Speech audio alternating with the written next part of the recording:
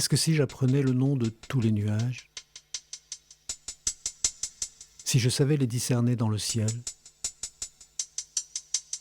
si je prêtais une plus grande attention à la direction du vent, à la maturation des fleurs, des feuilles, des baies sauvages,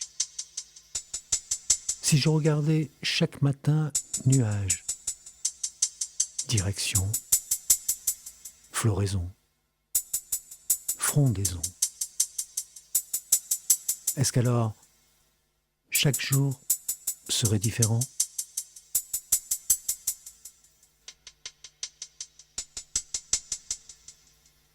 Est-ce que nuages, vent, couleur du ciel, floraison, frondaison pourraient convaincre mes fausses urgences de revenir plus tard ?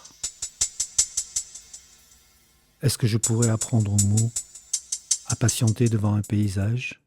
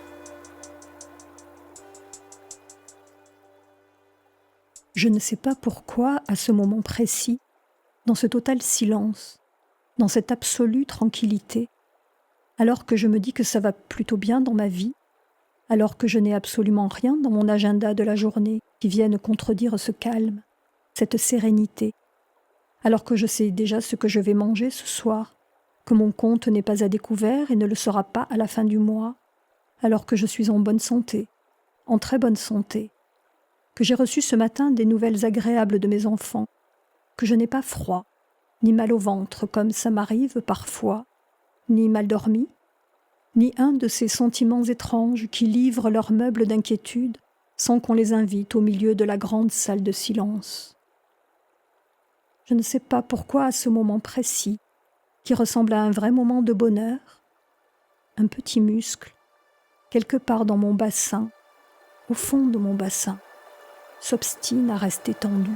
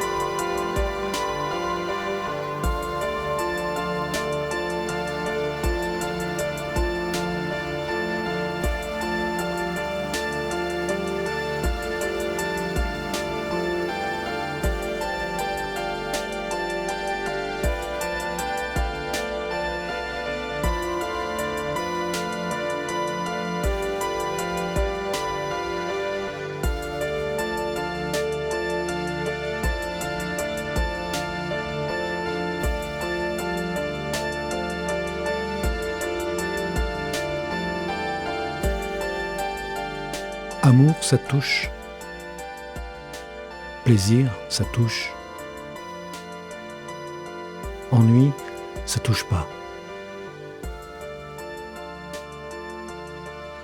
Baignade, ça touche.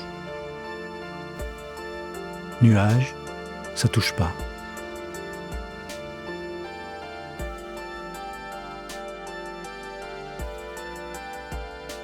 D'autres, ça peut toucher aussi.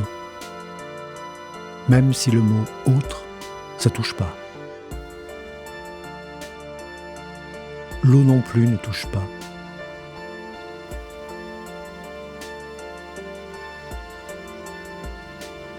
D'autres, ça touche. Soit, ça ne touche pas.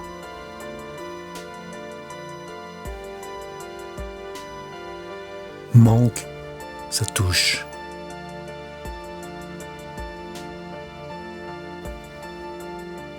Le vent, ça touche forcément.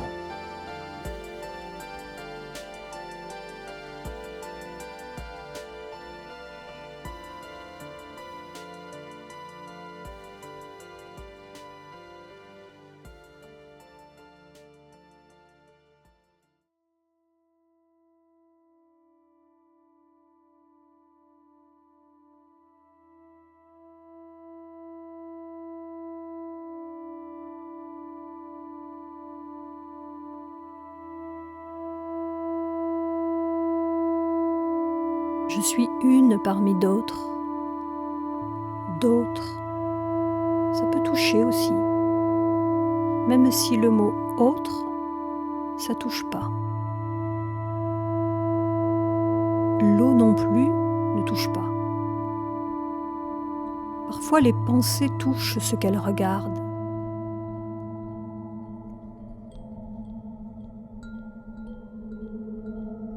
Les Indiennes doivent savoir faire ça, aller dans l'eau et dans les nuages avec les yeux. Ou bien le corps parfaitement étendu contre l'herbe, en restant simplement assise au bord de l'herbe et de l'eau.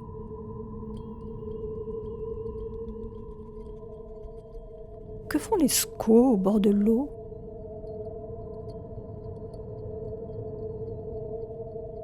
Que font les squaws au bord de l'eau quand l'eau menace de déborder ? Quand il pleut jusqu'à faire des flaques autour des tipis et que leurs mocassins sont tout mouillés ? Quand elles ont mal au ventre ? Elles doivent mettre leurs mains sur leur ventre et aussi leurs chaussures à sécher quand elles sont mouillées, exactement comme moi. Et quand leurs mains sont froides à cause de l'eau, elles doivent les glisser contre la peau de leurs cuisses, de leurs aisselles, dans les endroits restés chauds de leur corps, ou bien le souffle dessus, exactement comme moi. J'ai toujours su que j'étais une squaw.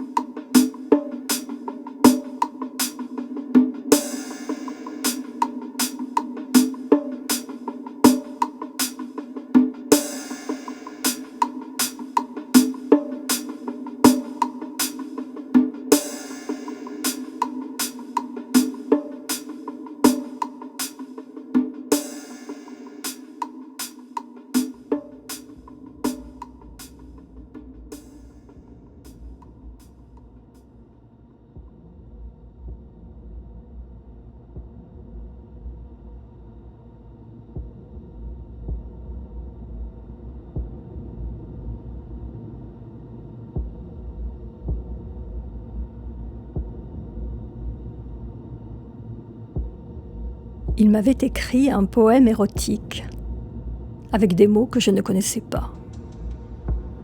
Il embrassait ma mastoïde. Ma mastoïde. Posait son doigt sur mon philtrum. J'avais un clignement palpébral. Puis il me saisissait par les creux poplités. Il y avait aussi tous les mots que je connaissais et qui m'excitaient, et que j'aimais l'entendre prononcer. J'imaginais embrasser sa voix quand il me parlait. J'aimais tellement sa voix. Je la sentais qui se posait sur ma peau, à l'endroit où ma peau était nue. Je lui faisais répéter une phrase. Il ne comprenait pas pourquoi, il se demandait si j'entendais bien. Parfois, je relevais un peu mes manches pour faire entrer sa voix sous mes vêtements.